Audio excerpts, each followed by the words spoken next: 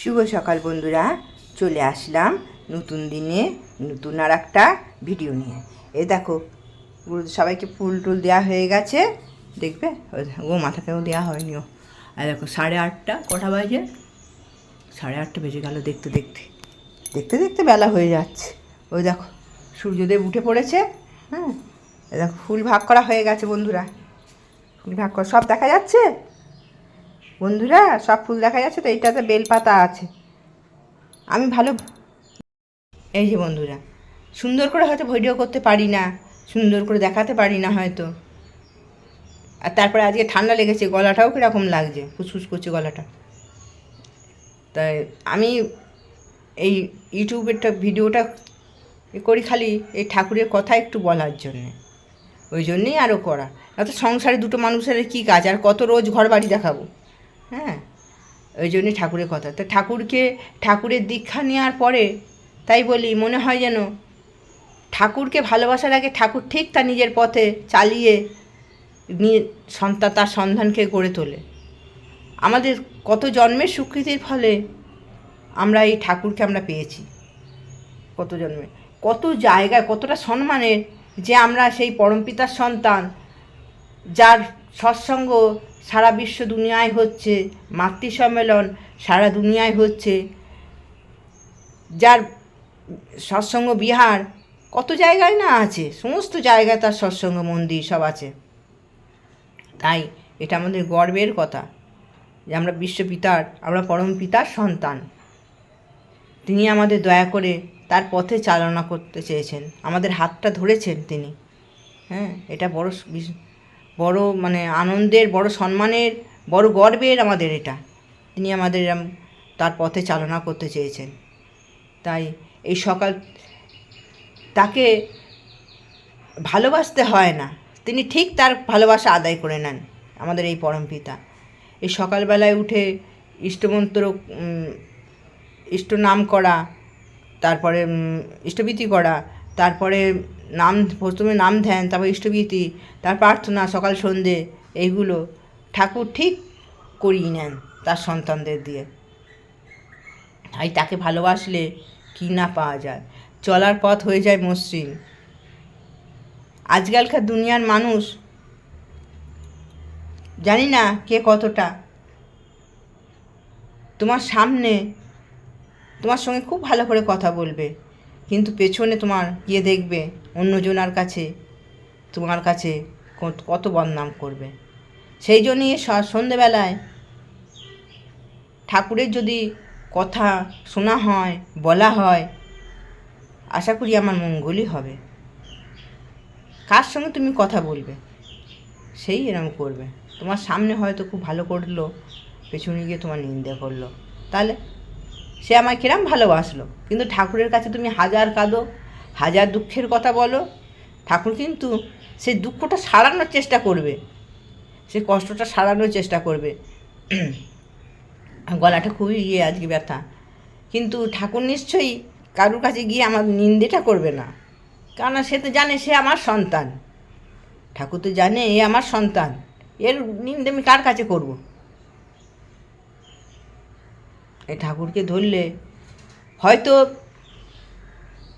প্রথম চলার পথটা শক্ত হয়, কিন্তু একদিন সেই পথ ঠিক মসৃণ হয়ে যায়। সে বলে না, কাঁচা সোনা পুড়িয়ে করে খাঁটি সোনা, সেই হয়তো ঠাকুর আমাদের কাঁচা সোনা পুড়িয়ে খাঁটি সোনা করছে।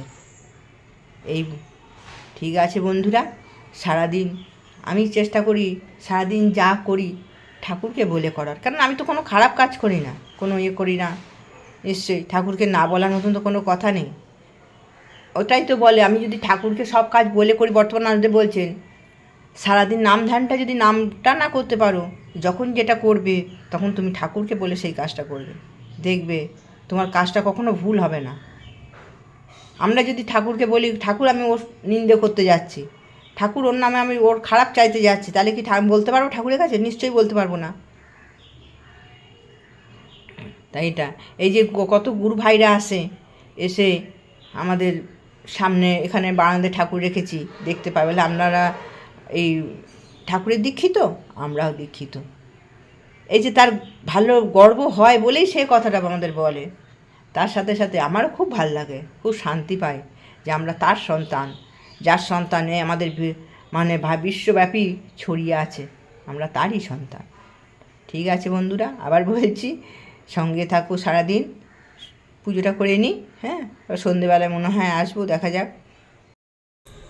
শুভ সন্ধ্যা, চলে আসলাম আজকের ইষ্টকথায়। পরম প্রেমময় শ্রী শ্রী ঠাকুরের রাতুল রাঙা চরণে জানাই আমার কোটি কোটি প্রণাম। পরমারাধ্যা জগৎ জননীর চরণে জানাই আমার কোটি কোটি প্রণাম। পরম পূজ্যপাদ বরদার চরণে জানাই আমার কোটি কোটি প্রণাম। পরম পূজ্যপাদ আচার্য দেবের চরণে জানাই আমার কোটি কোটি প্রণাম। ঠাকুর পরিবারের প্রত্যেককে চরণে জানাই আমার কোটি কোটি প্রণাম। এখানে উপস্থিত সকল দাদা ও মায়েদের জানাই আমার আনন্দিত জয়গুরু। প্রথম হলো ধর্ম কী? পিতায় শ্রদ্ধা, মায়ে টান, সেই ছেলে হয় সাম্যপ্রাণ। এটা আমরা শিখলাম কোথা থেকে?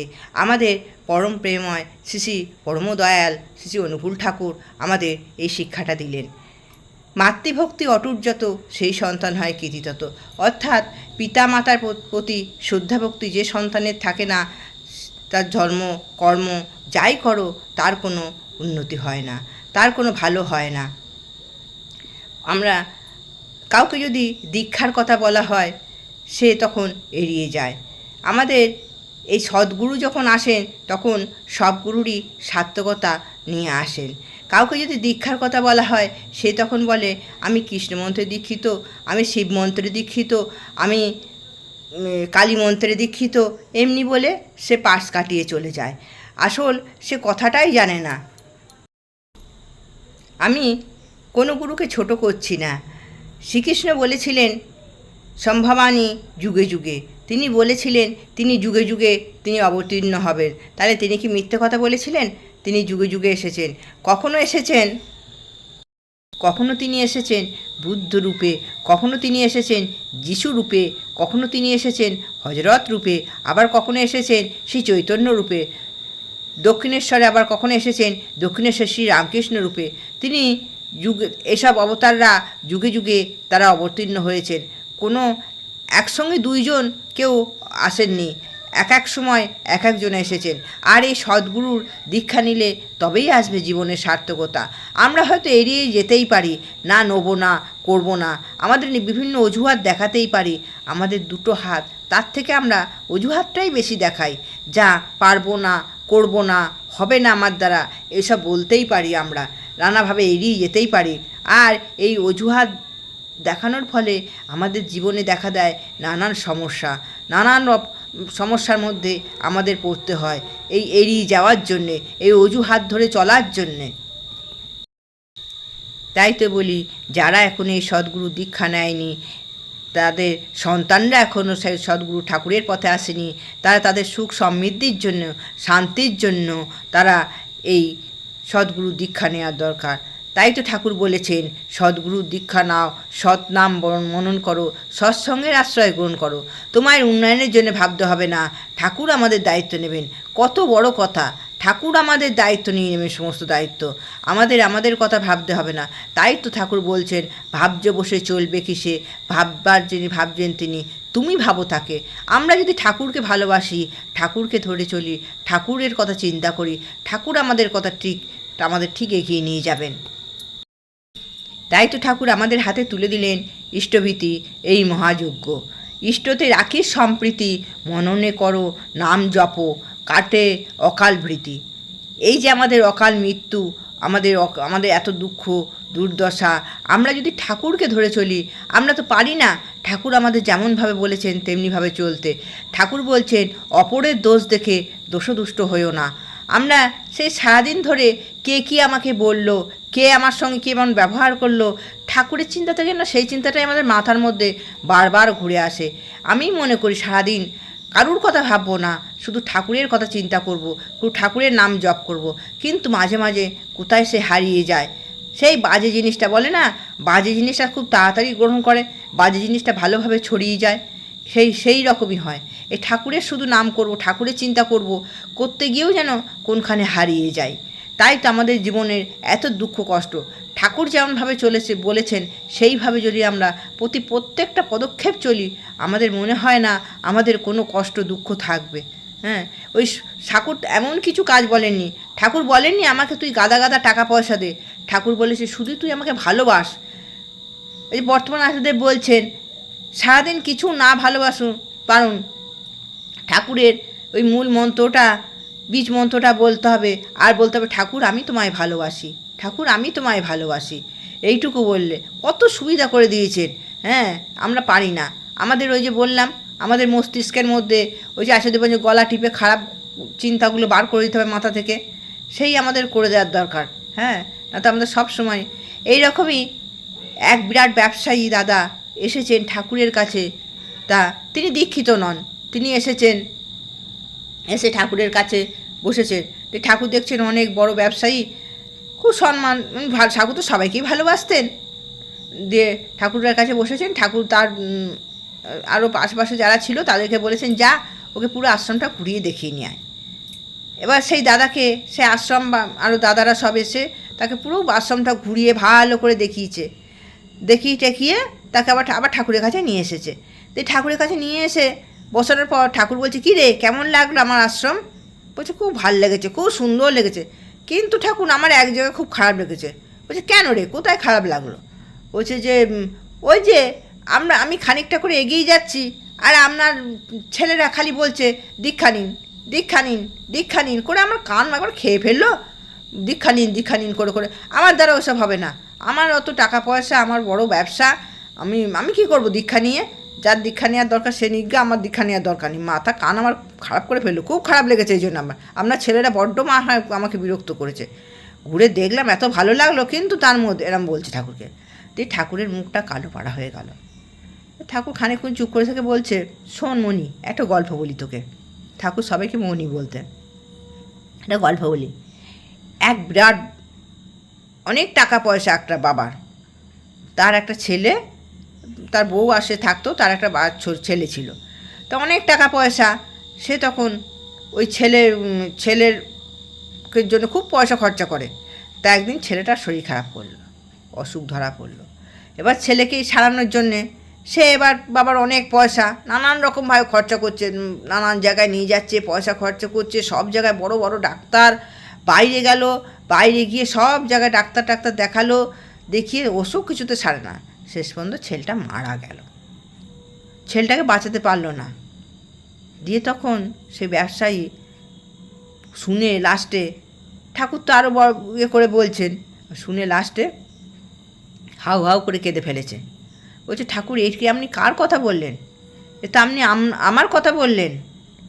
অথচ ঠাকুরের সঙ্গে তার কোনো দিনই দেখা হয়নি, সে প্রথম এসেছে ঠাকুরের কাছে। আপনি তো আমার কথা বললেন, আমি তো আমার ছেলেকে বাঁচাতে পারিনি, আমার এত টাকা পয়সা থাকতেও সত্যি আমার ছেলেকে বাঁচাতে পারলাম না। বলে ওই দেখ, তুই যদি তখন সদ্গুরু দীক্ষা নিতিস, তোর ছেলে যদি নিত, তাহলে মনে হয় না এই অকাল মৃত্যু হতো। তাই আমাদের প্রত্যেককে এই সদ্গুরুর একটু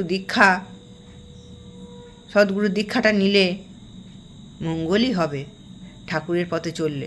আর ওই যে বললাম আমরা পারি না, আমরা নিজেই পারি না, এত বলি, এত করি, তবু ঠাকুর আমরা কতটুকু ঠাকুরের জন্য করি, কতটুকু ঠাকুরের জন্য করি।